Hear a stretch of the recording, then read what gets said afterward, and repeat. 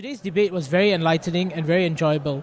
There was a statement you mentioned early on that we are looking for someone to lead the country and not clear the drains.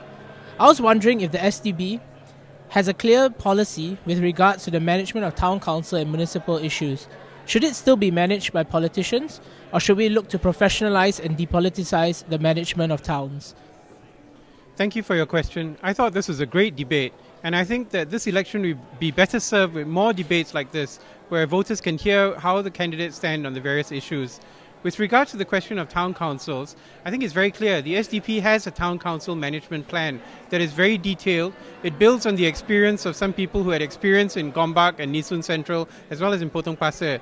And basically, we argue that there should be a transparent handover process, that there should be professionals who are running the town council with the advice and leadership of the elected MP, because that's the current system.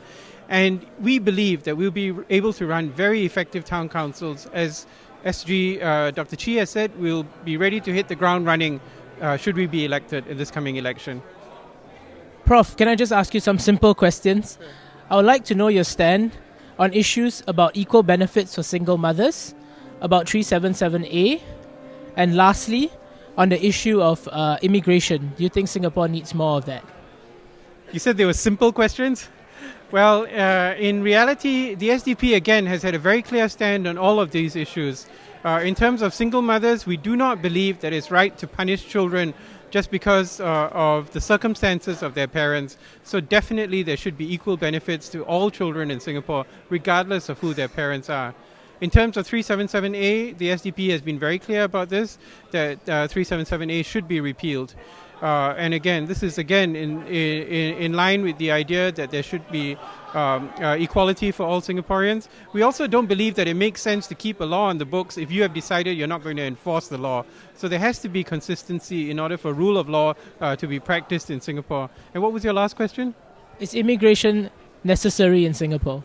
Right. Of course, immigration is necessary because there will be free movement of individuals. However, what we do not want is unbridled immigration, which is designed to exert increasing downward pressure on wages. So we have a population policy. Again, it's available on our website.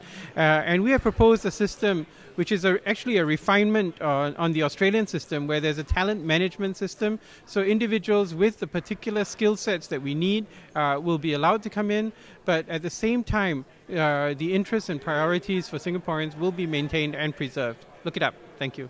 Thank you very much, Professor.